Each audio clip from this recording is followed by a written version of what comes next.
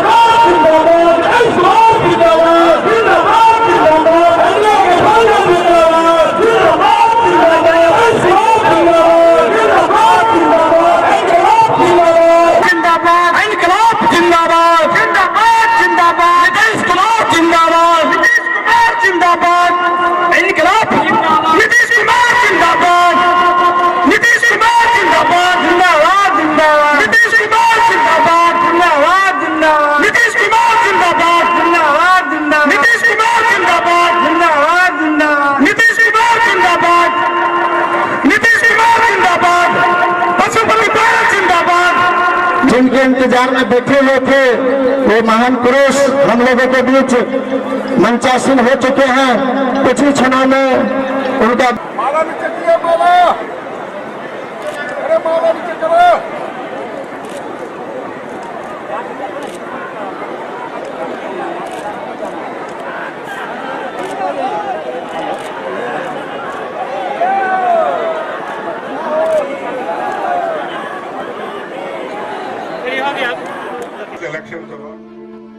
नमस्कार, सभी का स्वागत है। दरभंगा के कुशेश्वर स्थान विधानसभा उपचुनाव की बात करें तो लगातार सभी पार्टियां अपने अपने स्तरों पर तैयारी में लगी हुई हैं। सामने जो देख सकते हैं पानी का दृश्य आप देख सकते हैं, ये है बाढ़ का दृश्य।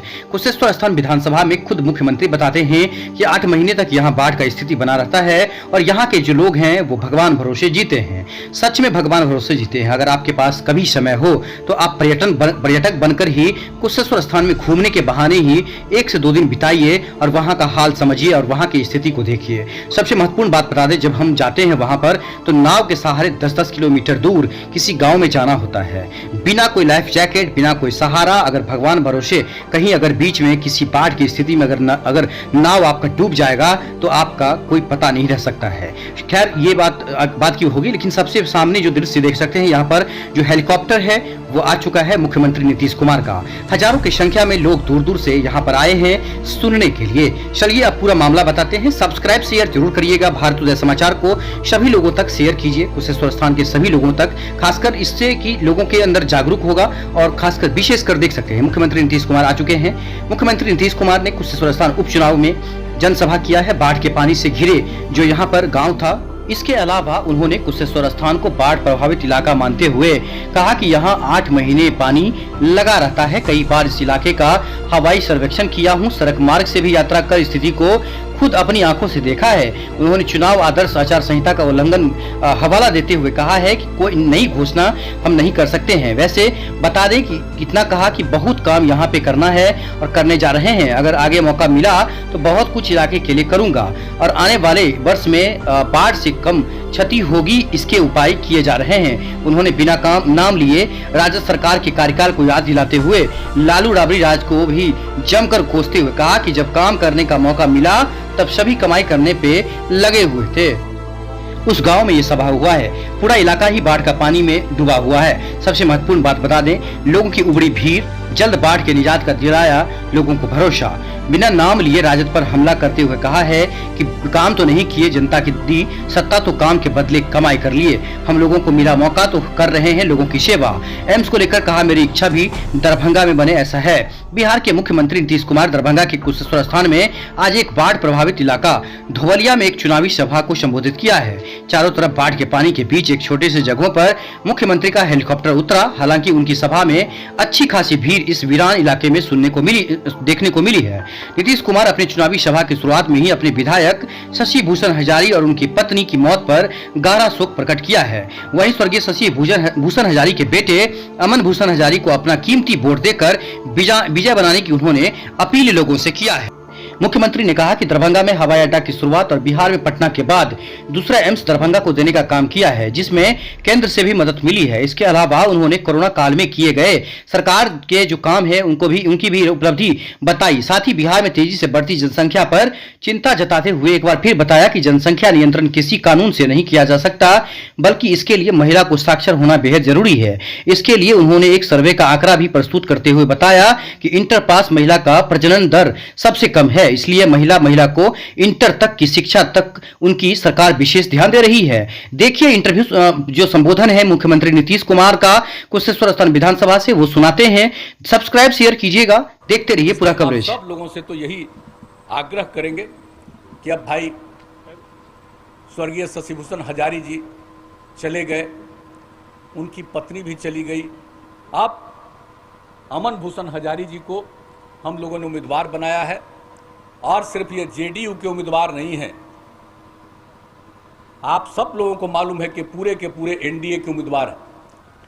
हर प्रकार से आप मतदान कर दीजिए, भारी संख्या में मतदान करिए, इनको विजयी बनाइए, ताकि जो काम करने का मौका आपने दिया है हम लोग पूरी मजबूती के साथ और बुलंदी के साथ काम करते रहें और इस इलाके की और पूरी तरह से सेवा हो जाए, ताकि किसी तरह की जो समस्याओं का समाधान हो सकता है वो पूरा का पूरा समाधान हो जाए। इतना ही कहते हुए आप सबने आश्वस्त किया, इसके लिए मैं आप सब लोगों को पुनः हृदय से आपको धन्यवाद देता हूं, आपका अभिनंदन करता हूं। और जो मैंने कह दिया, चुनाव के बाद हम आ जाएंगे नज़दीक ही, और जो भी चीज़ होगा उसको और देख करके जो कुछ भी बचा हुआ है करना है उसको पूरा करेंगे। इन्हीं शब्दों के साथ बहुत बहुत धन्यवाद।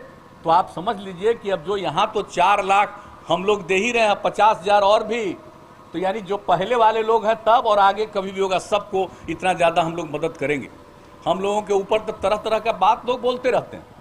जरा हम पूछना चाहते हैं ऐसे लोगों को जो चुनाव प्रचार करने आए, आप लोगों में तो किसी को पूछ देना चाहिए, कभी भी पूछ दीजिए कि कहाँ रहते थे भाई आप, क्या होता था, क्या हो रहा है आजकल। सरकार की तरफ से जितना काम और एक एक चीज पर ध्यान दिया जाता है, और सब लोगों को जब पहले भी काम करने का मौका मिला तो किसके लिए काम करते थे? अपने परिवार के लिए काम करते थे, घर के लिए काम करते थे, जनता के लिए काम नहीं करते थे। और हम लोगों को जब आप लोगों ने मौका दिया तो पूरे बिहार के लोग हमारे लिए एक परिवार का सदस्य है और उनकी ही सेवा हम लोग करते रहते हैं। लेकिन लोगों से पूछिए कि जब ये जो हो बाढ़ से लोगों को तबाही तो पहले से हो रही है, ऐसा तो नहीं है कि पिछले 15 साल से तबाही हो रही है। जरा पूछिए कि पहले बाढ़ से तबाही होती थी तो आप क्या करते थे, पूछना चाहिए इन लोगों को। और जब हमको मौका मिला तो क्या दरभंगा के लोगों को याद नहीं है जो 2007 में जो कुछ भी हुआ था और यहां से हम लोगों ने जो शुरू किया था, तो क्या क्या काम एक एक जगह पर एक एक क्विंटल अनाज घर घर में बांटे थे। तब बाद में हम घूमने आए तो दरभंगा में हमको क्विंटलिया बाबा कहने लगा। आप जरा सोच लीजिए, हम इसको कभी अपने जीवन में भूलेंगे?